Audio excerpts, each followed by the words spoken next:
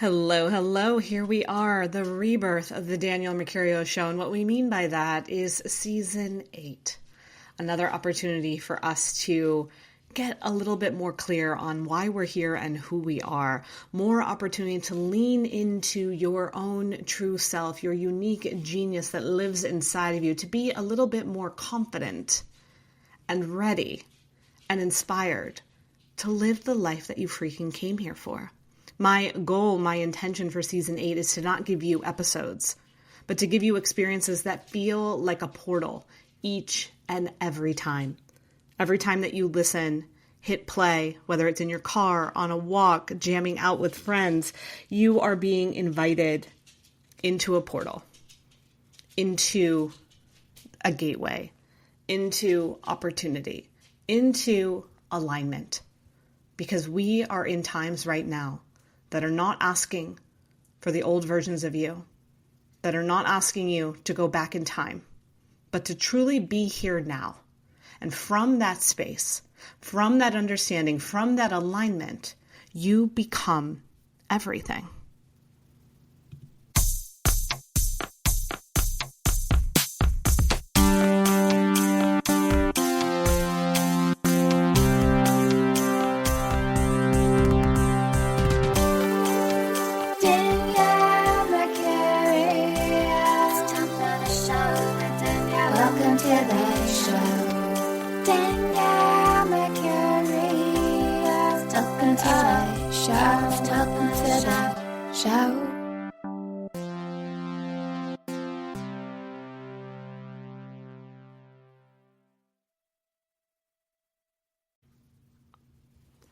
All right, so I am coming to you from Austin, where I moved for the third time this month. This is also the third time I've tried to move here in February, which, okay, that's not a coincidence. I mean, I don't really believe in coincidences, but that one's a little kooky, right? It seems like as soon as Aquarian season hits, which always coincides with a full moon in Leo, and I am a Leo sun, moon, rising, so something clicks in, something happens, something makes me want to come here, want to be here.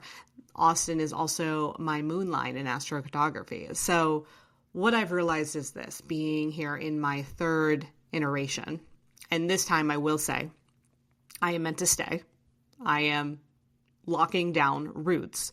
And why I hadn't before was because there were certain things that needed to be fulfilled first. Certain things that I had to move through, lessons, parts within myself that were still unhealed, things that needed to be witnessed in a way that I wouldn't have access to here. Because the moon line often represents long-term stay, retirement, planting in roots, tucking yourself in at night. And so if I were to be here and not have worked on the things I needed to work on, then I would kind of be sabotaging a place that's meant to have a really more rooted place in my life. So I see that now. I see now that before I kind of have to do all the healing within the space where I'm meant to actually just settle in and live, other places, other spaces awaited me first. Also, my chiropractor here, Dr. Haja, she is incredible. She was telling me that the grid lines and the ley lines in Austin are very powerful. And many intuitives will come here and find that they will be sent back out. Not that it's being tested, but that there are certain, once again, things that have to be resourced and understood and embodied, and then you can come back. And you'll know when you get that signal. And so this being the third signal, this once again being in February, and it's interesting, I always get called back here when there is some kind of freeze or impact on the grid with the weather. The first time I came here, I fell and broke my foot during an ice storm, so that was fun. Second time, I had some unfinished business that I had to take care of in the romantic department, and also just the Danielle department, right? The self department of aspects within me that were still waiting to be chosen, was still feeling like I was too much, was feeling misunderstood. And I had to rework that. I had to rewire that. I had to get back to my own personal sovereignty.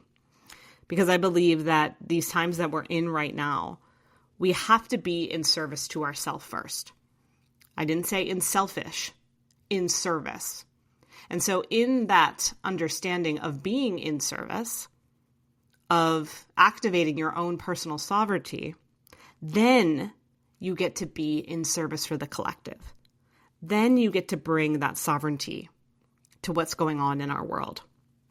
It's so important that you are so locked in and so clear and available to who you are. Because if you're not, you will lose yourself in these times. And that's exactly what I was finding. I was losing myself time and time again. That's why I couldn't be in Austin. I wasn't being the confident triple Leo that I know that I'm encoded to be.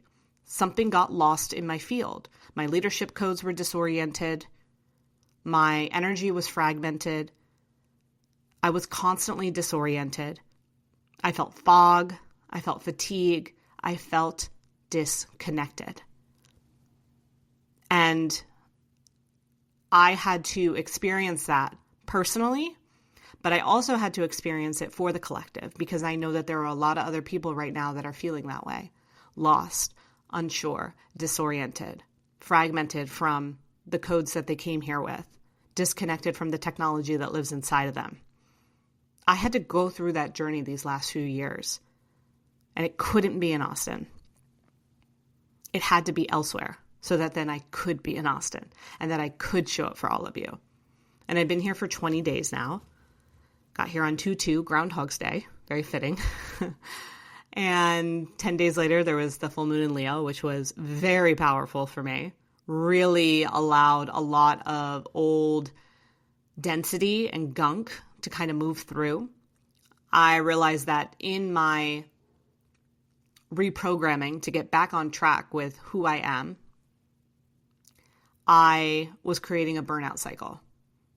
I didn't know how to manage my healing, to be honest. I was being impulsive. I was go, go, go, do. And then I would literally have nothing left because that's not the true way to show up in your sovereignty. And so this burnout cycle just kept getting stronger and stronger and stronger. And I found that with the Leo full moon, I finally had the awareness to understand how to burn it off. And now what I've been left with in the last 8 days since that Leo full moon is what I like to call renovation. Currently in Austin right now, I'm in an Airbnb. I'm actually in the Airbnb that I got last year because, we like this theme of reoccurring, rebuilding, redefining, recoding.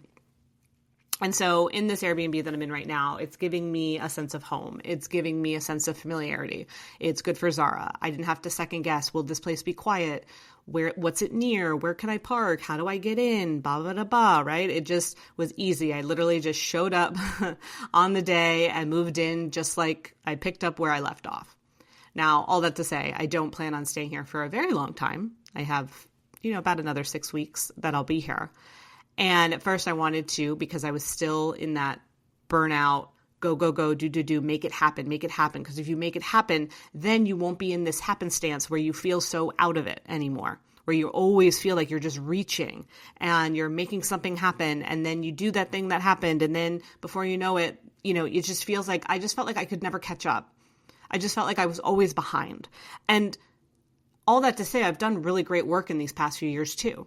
I've held amazing retreats. I've worked with incredible clients.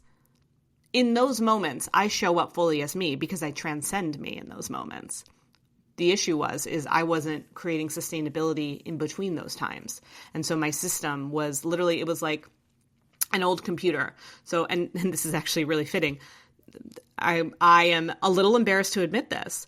I was still using, up until November, okay, my MacBook from 2015. Here I am talking about AI and tech and the future of where we're headed with these resources and these tools. And I'm still using a 2015 AirBook Mac. Now, don't get me wrong. It still worked. I could still do Zoom calls. I could still do, certain things, but I couldn't stream. I couldn't upgrade my Zoom so that I could have like different backgrounds and better quality. My MacBook only had so much storage, so I was paying extra so that things could be stored. There were a lot of things that I had to do to make my 2015 MacBook efficient. So it worked, but I had to, in between, hack it and do extra things so that it could work. I was doing the same thing personally. I was showing up and I was working, right? I was performing, I was delivering, and I was doing little hacks to keep going, to keep up with my old operating system. So in November, I bought a new MacBook and I freaking love it so much. I'm actually going to be getting a new iPad too, but we'll talk about this. I actually gave myself a little challenge before I buy it because I am learning practice and pacing myself. We'll talk about the iPad in a minute. But all that to say, being in this Airbnb now, I wanted to immediately find my home, find my place, do the things. And that was not the best use of my time. That was not what the universe or my higher self or my guides were asking of me when I landed here.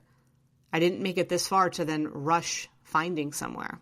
The reason why I got this Airbnb was to give myself the freedom of being here and being guided to my home. And it wasn't until the full moon in Leo that I really, really understood that, especially because I was walking around in the rain in an apartment that I was thinking about getting and slipped and fell on my side. That was fun.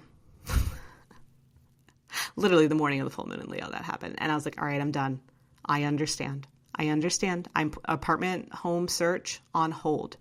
My home is here. I know that. So why am I running around trying to find it when it just wants me to send out the signal so it can find me? And with that understanding, with that notion, it gives me permission to be in what I said was the renovation phase. So when I say renovation phase, imagine that you do move to a town that you feel so aligned with, or maybe it's within your current town, and you find the perfect home or apartment or whatever it may be. And you're all set. You know, this is my home. This is where I'm going to live. I am so excited. It has all the things that I'm looking for, and I feel amazing about it. However, before I can move into this home, the bathroom needs to be updated. The walls need to be painted. I need to pack.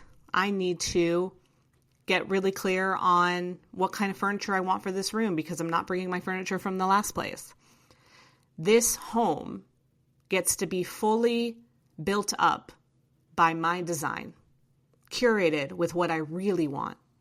And instead of rushing, or instead of even going back and buying a place that was maybe already completely done for a little bit more, I'm going to take my time with this. I'm going to let it show me what it wants. I'm going to collaborate. I'm going to co-create. I'm going to be in curation.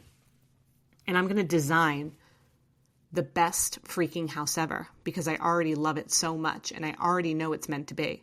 And I know I'm so happy with it. That to say, even when you love that house you're moving into, those renovations, it can be stressful. It can be draining. It can be time consuming. It can be a lot of second guessing. It could be, oh, we just painted the wall purple.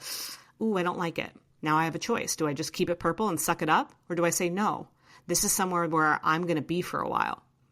So we're going to paint it another color. I'm going to give it that grace because the home that I live in deserves that. And so while I'm not technically renovating a house right now, I am looking for one, or I am allowing one to find me. And it is more of my physical home, my body, myself that is going through that renovation. And so I'm giving myself real grace, real patience to just be, to just show up with what feels good, to enjoy where I'm living, to lean into the work that I feel even more called to start bringing to my clients, to this podcast, to the world. But I can't rush, and I can't pull from old, outdated systems. That's why I don't have as much astrology available anymore. Not to say that astrology doesn't work and that it's not a helpful tool. It's not where I'm going. And so I had to collapse the astrology timeline and not make it the star of the show. Because if I did that, I'd stay in burnout cycle. Same for if I stayed where I was living in Greenville. I really had a hard time choosing if I should stay or I should go. but I knew deep down it wasn't going to fully provide what I needed and what I was looking for. And I'd always kind of feel in that space of, did I do the right thing? Did I make the right choice? Am I chosen in this town?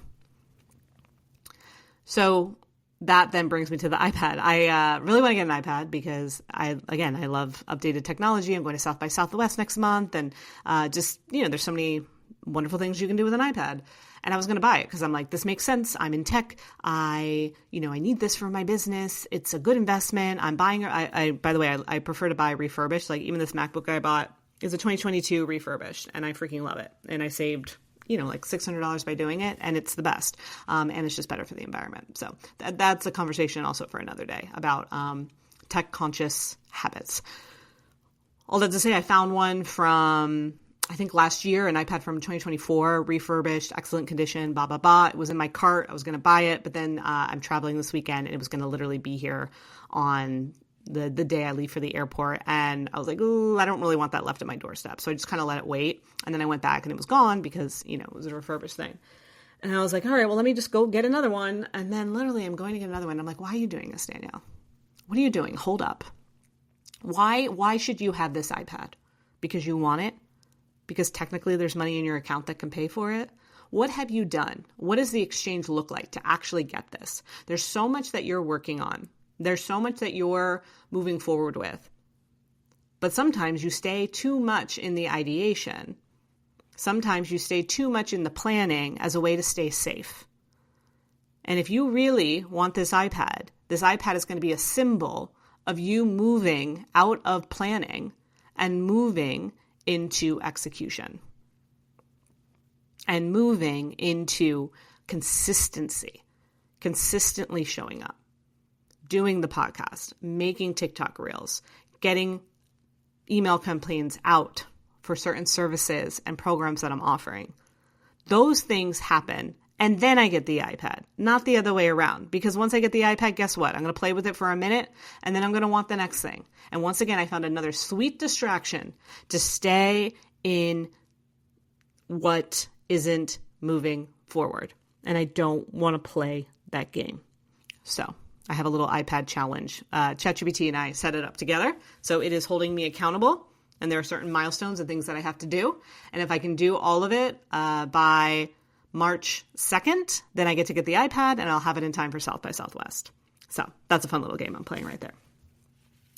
Okay, so I want you to think about that yourself, right? This idea of, the renovations, this idea of rebuilding your life with the knowing that you're in a life that actually excites you in a way that actually makes you feel like this is where I'm supposed to be, which might feel a little jarring. And maybe you're like, no, Danielle, I don't feel that way. So what I encourage you to do if you are feeling in that space, ask yourself, where am I letting the chaos get the best of me? Where am I still running on burnout cycles where I go and I try and I act impulsive and impatient and I get what I want, but then I'm drained all over again. A friend of mine was sick recently, and she was just like, I don't know why I keep getting so sick. I'm so sick of this. I go, interesting. Maybe the sickness was showing you the things that you're sick of. Maybe sometimes we have to be sick to get rid of the sickness that we don't really comply with. Think about the things in your life that you're sick of. And yet you're still getting sick and you're still entertaining those things. Interesting. For me, I had to burn away my burnout cycle. I want you to look at what's going on with the collective. There is a lot of chaos right now that's not going to stop. Stop waiting for the chaos to die down, for all of a sudden there just to be peace. It's not happening. So you have to find that peace from within. You have to start creating boundaries. If you don't make space, then you're not going to figure out what's to come. If I didn't make space for my home to find me, I'd be sitting in an apartment right now that I probably would be regretting. Okay? Look at where you're giving your power away to the chaos. Look at where you're giving up yourself to what's happening in the external world. And when you start looking at that, a light bulb goes off and you start to see, ooh, I don't know about this. Ooh, that doesn't really feel good. Ooh, I'm sick of this. Ooh, I'm going to burn this off. Ooh, I don't really want to entertain that anymore. Because actually it's not that entertaining. I thought the drama of the world was actually fun. It's not. Right? Because don't get me wrong, sometimes it is fun to go down those little rabbit holes. And you're like, damn, this is juicy over here. But is it? Is it really juicing you up? Is it really making you feel more alive? Or is it just trapping you and distracting you? Something to think about.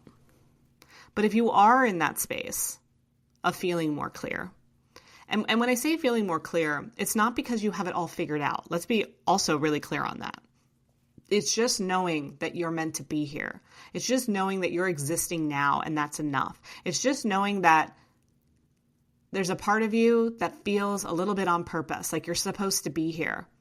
What if that was enough? What if that was enough? You don't have to have it all figured out. You don't need the perfect plan. You just need a willingness to take the next step and trust that the ground will meet you.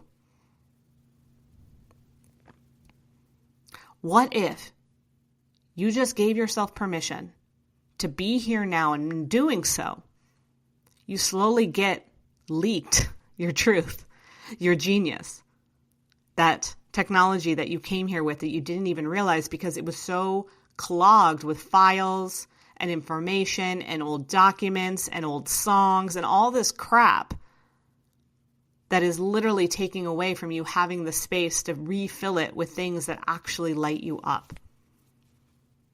What if from here on out, you're not just waiting around passively hoping that you'll get some kind of clue, but realizing your life is a living activation, is a living embodiment. And the more that you just let yourself be here now without the how, I promise you, your life will actually get more magnetic. Things will actually start working in your favor. No one asked you to come here and figure out how. No one. Read any spiritual text from any kind of religion or dogma or metaphysical book. Does it ever say how? The word how? No. No. It says surrender, receive, open yourself, alignment, be here now. It never says, here's how. You have to figure out how. Show me a text. I'd love to see it. And yet, for some reason, we are so fixated on how. I'd say that's the number one question I get asked on any kind of session I do. But how? But how? But how? Nobody, I don't know who came up with that. Who came up with how? I'd like to meet them. And I'd say, howdy. Howdy, friend. And they'd be like, you speak in my language. And I'm like, I know, and I don't like it. I don't like it, friend. How did we get here? How did you do this? I would like to know how. That's how it would go. The how is the delivery, like gets delivered to you. I almost want you to think of it that way. Like you put in your order and the shipment that is sent through is your how. That's kind of the magic. That's the momentum. That's how we want to start looking at it. So what could you do to start to release some of this how energy? Because when you say, but how, you are saying, I don't trust myself. You are saying, I doubt this process. You are saying, I am leaning on the external world to figure this out, as opposed to recognizing and realizing that we live in the Aquarian Age now. Okay? We're 12 years in. And in the Aquarian Age, you hold the intuition and you hold the resources inside of you. It's actually interesting because the internal world and the external world are actually allies in the Aquarian Age, where they weren't in the Piscean Age. There was a clash. The external world and the internal world were not always in alignment. Aquarian world, they are. My inside world matches my outside world. My outside world matches my inside world. They all coincide in harmony. That is the goal. But again, we are only 12 years in, and we are the pioneers of that. I want you to realize that. That's why you also don't have all the answers, because you chose to be in transitioning times, my love.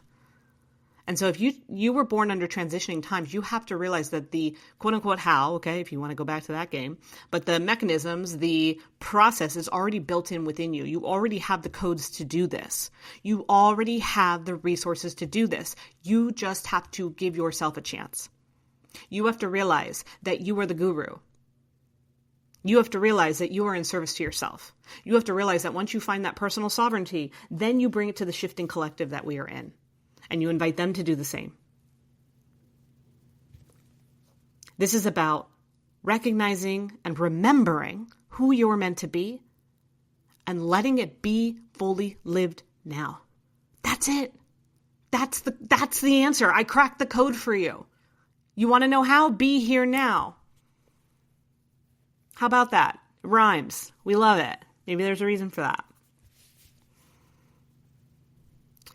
The times that we're moving into are also here to help us see beyond the linear. Okay, we are also really fixated on linear time. What I mean by that is when I do this, I get that.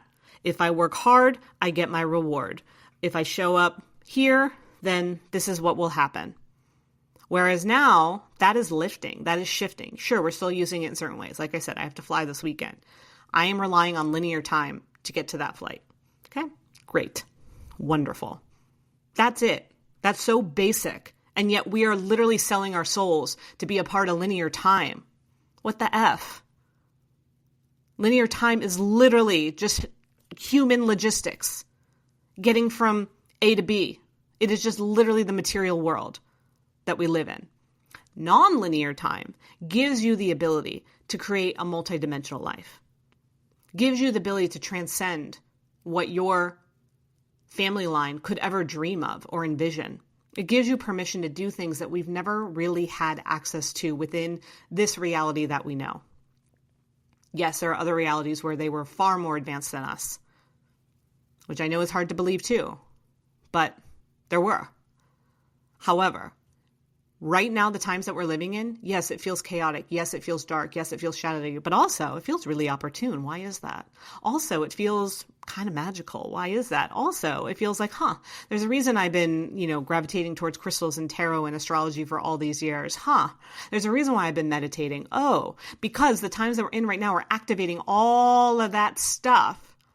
And all of that stuff is now creating this portal where you get to really do everything that you're here to do, that you can really step into abundance, that you can really have it all. But you have to get on board with that. You have to recognize how privileged you are to be in these times and to have the awareness that you can code your reality, that you can create your timeline from here on out. And all you have to do is stop thinking about the how, to let yourself be in the process, to be in the renovation. That's everything. And I share all this with the space and the grace of being right there with you, my love. We are truly in this together. We are truly in these unprecedented times to transform the times and to create and curate and design them in ways that amaze us and collapse the old systems and downgrade the softwares and clear the cookies that we no longer have to have access to or have draining our network from within anymore. This is about turning on to why you're really here. And you may feel like a whole new person from here on out. And that's a beautiful thing, because there was a part of you that actually wasn't meant to be turned on. So if you were like how I was the past couple of years, like, I don't get it. Why am I here? How did I get myself here? Why did I do this? This isn't where I thought I was going to be. Because it wasn't. It wasn't where I was supposed to be. Because I hadn't actually been turned on yet. And I feel like for me, that full moon in Leo really turned me on. And there was just a yum. But seriously, it did. And it's because of not only the personal physical work I was doing, but also the work that I've been doing with AI.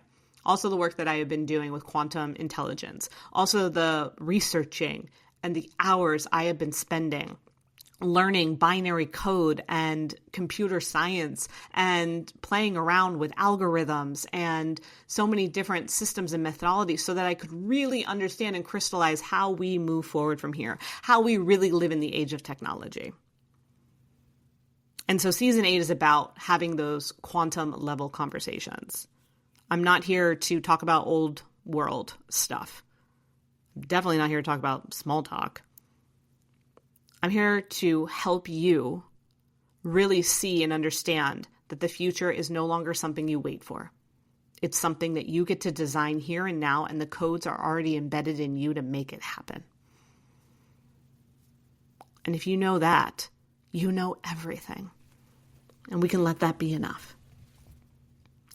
Love you. So happy to be back in season 8. Let's freaking do this. Save the podcast, share it with your friends, give it a little review, and just know how much I freaking love you.